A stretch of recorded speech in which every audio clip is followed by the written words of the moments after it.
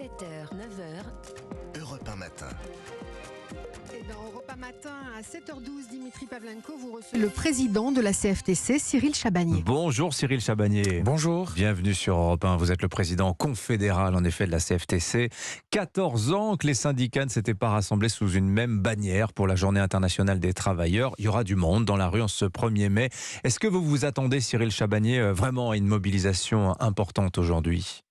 Oui, on s'attend à une mobilisation forte. Dans nos prévisions, on pense dépasser le million de manifestants, ce qui sera historique pour ce 1er mai, du fait, comme vous l'avez dit, de l'intersyndicale. Historique aussi, parce que ça fait très très longtemps qu'il n'y a pas eu une mobilisation en commun.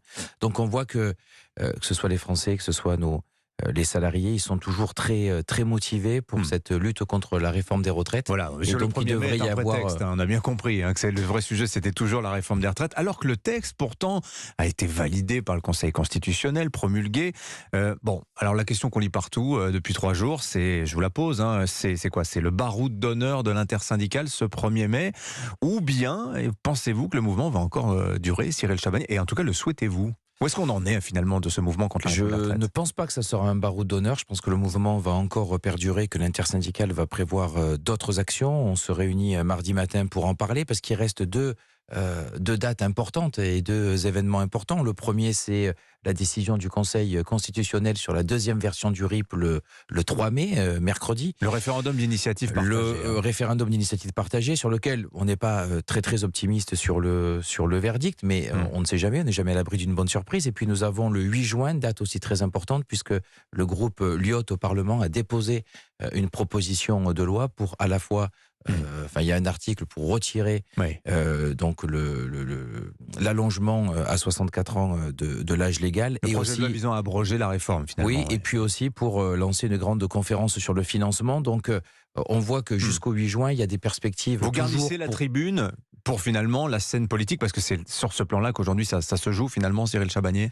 Ça va se jouer en grande partie sur le vote du 8 juin, donc oui, sur la scène politique, et on va maintenir une pression pour que le Parlement, au moins à l'Assemblée nationale, puisse voter ce texte, ce qui serait quand même un coup de tonnerre pour le gouvernement. Vous espérez réellement aujourd'hui, qu'espérez-vous encore, Cyril Chabagnier ? Est-ce que véritablement vous pensez que politiquement il y a une issue pour un abandon de la réforme des retraites ? Je vous pose la question par exemple sur le référendum d'initiative partagée. C'est la seconde fois quand même qu'une demande est déposée au Conseil constitutionnel. On dit qu'encore une fois c'est rédigé de telle sorte qu'il y a peu de chances que ce soit validé. Est-ce que vraiment, moi la question que je me pose, est-ce qu'il y a une intention de la part des élus de gauche qui ont rédigé cette demande de RIP qu'elle aboutisse ? Est-ce que vraiment il y a une volonté que ça aboutisse ?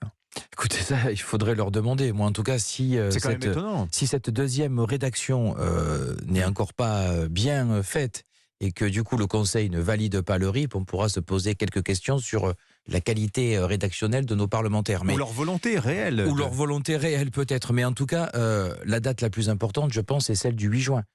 Où avec cette proposition de loi, il peut y avoir un coup de tonnerre. Je crois que le gouvernement, s'il y avait un vote pour retirer cette loi le 8 juin au Parlement, enfin en tout cas à l'Assemblée nationale, même si après il faut que ça passe aussi au Sénat, ça serait quand même un coup de massue et difficile pour le gouvernement de ne pas en tenir compte. Et aussi pour répondre à votre question, je crois que le gouvernement et le président ont fait le pari que suite à la décision du Conseil, tout allait s'arrêter. Et si ça ne s'arrête pas, c'est aussi un moyen de pression pour que le gouvernement dise au bout d'un moment, et on a vu avec la dégradation de la note Fitch, par exemple, il va peut-être falloir faire autre chose et mettre de côté cette loi. Alors le fait est que les casserolades désormais accompagnent tout déplacement de ministres ou du président de la République, mais regardez ce qui s'est passé samedi pour la finale de la Coupe de France. On a annoncé une perturbation majeure lors du match en signe de protestation à l'adresse d'Emmanuel Macron, présent en tribune.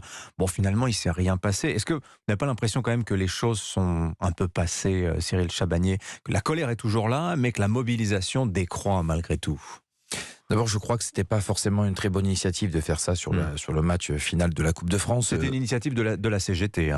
C'est une initiative de l'intersyndicale du 93, dans lequel même moi, mes militants ont participé. Mais on entendait beaucoup, y compris parmi les supporters, des personnes nous dire « on sera présent le 1er mai à cette mobilisation et on continue, et on veut que vous continuez à combattre cette réforme, mais le jour du match, on sera absorbé par notre équipe, par le match. » Et voilà. Et après, rien n'a été fait pour que ce soit une réussite. Je rappelle rappelle que le préfet a pris un arrêté qui a été annulé par une décision du tribunal administratif à 17h, que les cartons rouges ont été confisqués à l'entrée du stade. Enfin, ça ne pouvait pas être une réussite vu comment ça a été fait. Elisabeth Borne, Cyril Chabagnier, a annoncé vendredi qu'elle enverrait à tous les syndicats de salariés et syndicats patronaux une invitation pour venir discuter avec elle à Matignon. Alors, 2 questions en une. Est-ce que d'abord vous avez reçu cette fameuse invitation?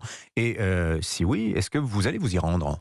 Alors, on n'a pas reçu encore cette invitation. Dans les échos que je peux avoir, a priori, ça devrait arriver fin de cette semaine, mais je ne connais pas... Fin de la semaine, d'accord. Fin de la semaine, l'invitation, mais je ne connais pas la date. Apparemment, ils hésitaient encore sur différentes dates. Donc ce ne sera pas, en tout cas, vous nous le dites ce matin, Cyril Chabagnier, pour cette semaine, ces entrevues. Ça ne sera pas pour cette semaine, en tout cas, c'est les échos que j'ai eus. Et puis, oui, je pense qu'il faudra y aller. Et il faudra y aller tout simplement parce qu'aujourd'hui, on ne peut pas se permettre de ne pas discuter de certains sujets qui sont primordiaux. Alors lesquels, justement? Le pouvoir d'achat et les rémunérations. Enfin, on a aujourd'hui 150 branches sur 171 qui ont des minima qui sont en deçà du SMIC. C'est absolument intolérable. Et d'ailleurs, vous tenez compte de la revalorisation du SMIC en tenant compte de la revalorisation du SMIC qui rentre en vigueur aujourd'hui. Et d'ailleurs, 150 branches sur 170, vous dites, oui, qui sont des minima sociaux inférieurs au SMIC? Oui, tout à fait. Inférieurs au SMIC. Enfin, en tout cas, sur les premières grilles de classification, c'est en dessous du SMIC. Les premiers échelons de rémunération. Les premiers échelons. Alors, vous pouvez me dire, c'est pas très grave parce que de toute façon, la loi oblige à payer au SMIC, oui, certes, sauf que quand la personne prend une promotion, ça annule sa promotion puisqu'il rattrape le SMIC. Donc c'est un véritable sujet. On voit d'ailleurs que le patronat, lui, a discuté déjà avec le gouvernement puisqu'ils sont allés à la réunion avec le président de la République et on ne peut pas laisser le patronat parler seul de ces sujets avec le gouvernement.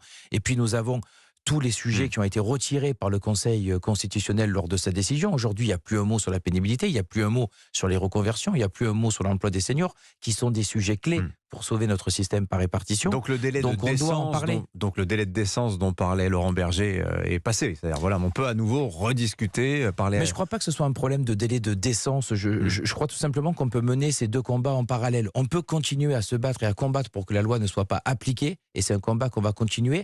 En parallèle, on ne peut pas faire abstraction qu'il y a des sujets cruciaux sur la santé, sur le logement, sur la pénibilité, comme j'ai pu le dire, sur les rémunérations et le pouvoir d'achat. Donc on peut mener ces 2 combats en parallèle. On va donc voir la CFTC à la fois défiler dans les rues ce mois-ci, tout en discutant avec le gouvernement, Cyril Chabagnier, c'est ça le programme? A priori, oui, si l'invitation nous parvient. Merci d'être venu nous voir ce matin sur Europe 1. Merci Cyril à vous. Chabagnier, le président confédéral de la CFTC. Merci à vous.